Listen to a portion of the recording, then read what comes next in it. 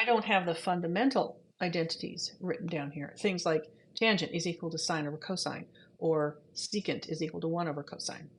But I do have all the other ones we've learned so far.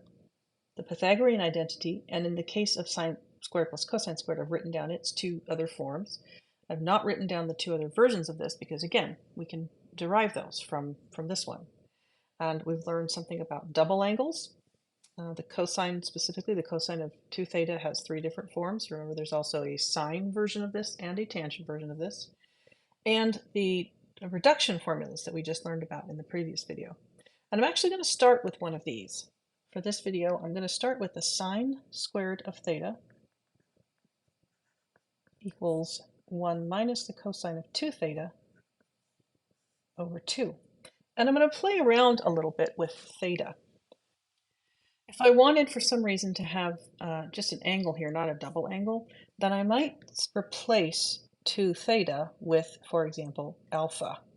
And that means that I could write theta as alpha over 2. So theta is equal to alpha over 2. And that means I can replace, everywhere I see a theta over here, I can replace it with alpha over 2. So let's do that.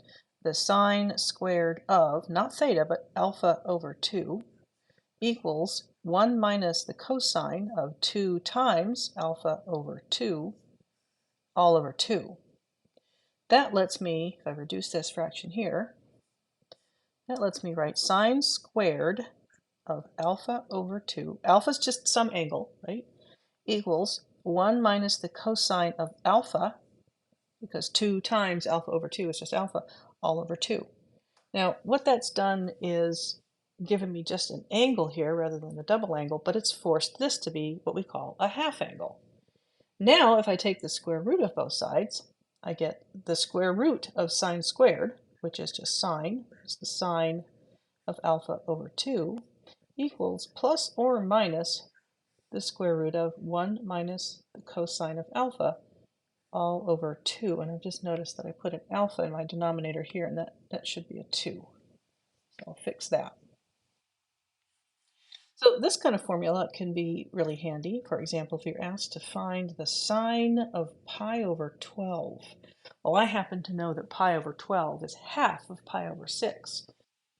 So if I wanted to, I could replace pi over 12 with pi over 6 over 2, and then I could change the value of theta. I could substitute 2 times theta for pi, let alpha be pi over 6, and then say that's divided by 2, so this is all pi over 12. But in fact, that's what we've just done here. We've just done it for every single possible value of theta. So rather than go through this machinations now, in order to solve a problem like this, we've already done it. And so that's what a formula is it gives us an opportunity to just plug some values in because the work has already been done on generic angles, right? Generic values. Now, theta is an angle, alpha is an angle, but alpha over 2 is a different angle. It's whatever this angle is divided by 2. So in this case down here, alpha is going to be pi over 6. And alpha over 2, this value here, this input value, is pi over 12. So using the formula, I'm going to say that the sine of pi over 12, I'm going to rewrite it just so that we have it, is pi over 6 over 2. So we can see clearly that this is our value for alpha. You don't need to do that every time. It's just something I'm doing for your benefit. That's going to be equal to plus or minus the square root of 1 minus the cosine of alpha. That's pi over 6. And that's an easy one to find. That's why this formula is so useful. I can find the value of cosine of pi over 6 if I can't easily find the sine of pi over 12. Doing some more arithmetic, I'm going to get that this is plus or minus the square root of 1 minus. Now, what is the cosine of pi over 6? It's the square root of 3 over 2. That's all over 2. Now I'm going to do some algebra. That's going to be plus or minus the square root of 2 over 2 minus the square root of 3 over 2, all over 2 over 1. I'm going to try to squeeze this in here. That's equal to plus or minus the square root of 2 minus the square root of 3 all over 2 times, not 2 over 1, but 1 over 2. Okay, now I'm going to have to go back over into this region to finish this, just because I ran out of space. That is equal to plus or minus the square root of 2 root 3 times 1, which is just 2 root 3, square root of that, over the square root of 4, which is 2. So I've removed the square root from the denominator here. Now I've got a square root with a square root in it. That is perfectly okay. It's an exact value. You can take the square root of 16, for example. The inside square root there is the square root of 16, that's 4. Then you can take the square root of that. The square root of 4 is 2. So it's possible to take the square root of a square root of a number. I don't want you to do that here. I want you to leave it in exact form. I don't know what the square root of 3 is. I'd have to put a decimal in, right? I'd have to use a decimal approximation. I don't want that. I want the exact value. So this gets left as it is, with one exception. And that exception is, why is it plus or minus? Well, it's plus or minus because I had to use plus or minus when I took the square root of both sides of this version of the equation, right? What is the square root of 4? Well, either 2 or negative 2 gives you 4 when you square it. So unsquaring it, you have to take both of those possibilities into consideration. So the square root, when you choose to take the square root of something, you have to say plus or minus. And that's how it ended up in my formula. But what do I do with it down here? Well, I have this numerical value. What was I looking for? The sine of pi over 12. Where is that? That angle, here's pi over 6. Pi over 12 is half of that. So we're in quadrant 1, and sine, as well as everything else, is positive in quadrant 1. So I can rewrite this for the final time as positive, or I can just leave the sign off, the square root of 2 root 3 all over 2. And that is my final answer. That is the value for, where am I?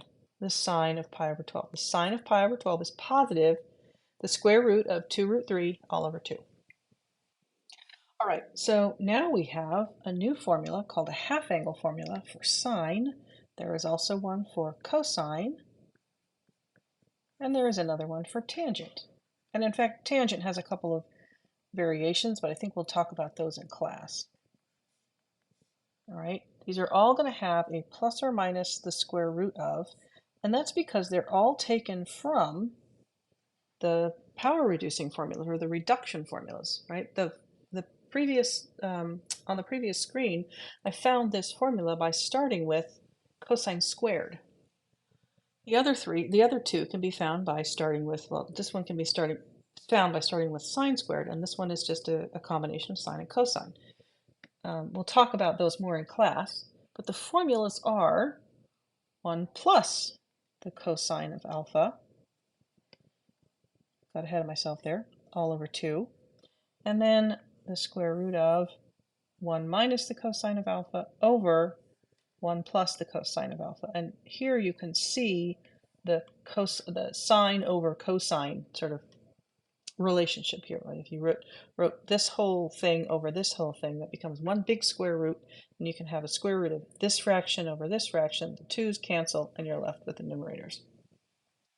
So what can you do with these? Well, sometimes they're handy in verifying identities. Sometimes they're handy in simplifying expressions so that you can use them to do other things. Sometimes they're handy for finding exact values. Let's do one example of that. This is question number 22 from the exercises for section 7.3. If the cosecant of x is equal to 7, and x is in quadrant, let's see, where am I? Quadrant 2. I'm supposed to find the exact values of the sine of pi over 2, the cosine of pi over 2, and the tangent of pi over 2. I'm not going to do all of them, but I will do one. Let's see. Let's do cosine. Find the cosine of x over 2. Got that wrong. So the instructions say to find the value of the sine of x over 2, the cosine of x over 2, and the tangent of x over 2. I'll just do the cosine. So I'm going to start with my formula. The cosine of x over 2 is just up here with the x instead of an alpha, plus or minus, remember that plus or minus is important, 1 plus the cosine of x all over 2. So now I have to figure out what the cosine of x is. And I don't know. All I know is the cosecant. I do know that I'm in quadrant 2. I'm going to borrow this space up here to draw my diagram. Let's do a unit circle and some axes. I know that I'm in quadrant 2 because I'm told that I'm in quadrant 2. So I know I'm in here. Okay. And I'm looking for cosine of x, but I'm given cosecant. Now, remembering that all students take calculus, and I'm given cosecant is 7, I have to figure out what the three sides of a triangle are in quadrant 2 where the cosecant is 7. Well, recall that the cosecant of an angle is equal to 1 over the sine of an angle. So the cosecant of theta equals 7 tells us that the sine of theta equals 1 over 7.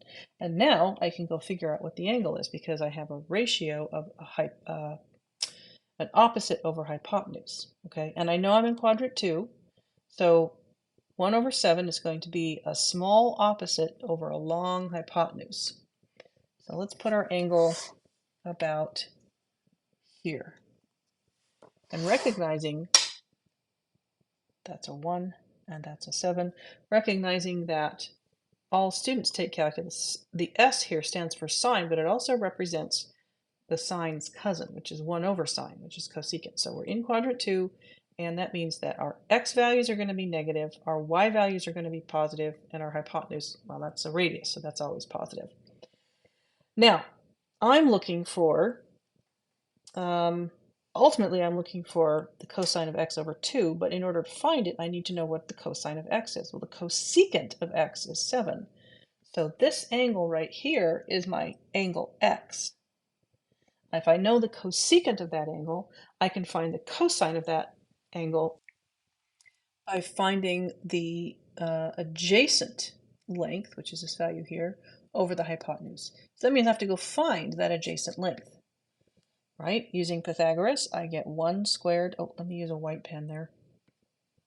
1 squared plus, well, we'll call it x squared equals 7 squared. So x squared equals 7 squared, which is 49, minus 1 squared, which is 1. So x equals the square root of 48. Now that reduces to x equals, let's see, I know 4 goes into that. 4 goes into 48, so you get 4 times 12. But 12 is 4 times 3, so this is going to be 4 root 3. So this distance here, let me get a highlighter. This distance here is 4 root 3, but notice that it's negative because it's in quadrant 2. So all the x values there are negative. So let's write that down, negative 4 root 3. Now I wanted the cosine of theta so that I can plug it in here. What is the cosine of my angle, my reference angle here, theta? The answer is adjacent over hypotenuse. So I can rewrite my formula as plus or minus the square root of 1 plus whatever that value is, the cosine of x, all over 2. And the value that I found for the cosine of x is negative 4 root 3 all over 7. So we'll put that in here, negative 4 root 3 over 7. I'll simplify this by, keep trying to use the wrong tool. I'll simplify this by turning that 1, this is equal to, that 1 into a 7 over 7, and rewrite this as minus 4 root 3 all over 7. And that is all over, and I'm going to write it as 2 over 1 because ultimately I'm going to need to invert that and multiply. That is in turn equal to plus or minus the square root of 7 minus 4 root 3. 7 minus 4 root 3 all over 7 times, if I invert this and multiply, I get times 1 over 2. So I'm going to have times 1 over 2, which is equal to plus or minus the square root of 7 minus 4 root 3 all over 14. Now, if I broke this fraction up, then I could reduce this, but I can't reduce this, so I'm just going to leave it as it is. I don't want to have to write this as the square root of 1/2 minus 4 root 3 over 14. So I've kept it as, at least as a single fraction here. So that's my answer, except that I don't yet know whether it's positive or negative, right? So how do we figure that out? Well, we're looking for the cosine of x over 2. We found the cosine of x in order to be able to plug it into our formula. But x is over here, and x over 2 is going to be half of that. Well, it's going to be half of this, right? We used this value here, this reference angle, to figure out what this number was. But we're actually in quadrant 3. What it means to be in quadrant 3 is that the angle that we're working with here, the angle x, is all the way over here. We need to figure out where is the angle that is half of that, because that's the value we're looking for, and that's the thing that's going to tell us whether it's positive or negative. So we're looking for a cosine. Cosine is positive in quadrant 1 and quadrant 2. Sorry, quadrant 1 and quadrant 4. And if we were working with the angle pi, which is all the way, 180 degrees, it's all the way back here, this is pi, half of that would be 90, or pi over 2. We're working with an angle that's smaller than pi. So we're going to end up just before pi over 2. So we're going to be in quadrant 1, and everything's positive in quadrant 1. So that means, normally I would rewrite this, but I've run out of space. So I'm just going to erase my little negative sign. There we go.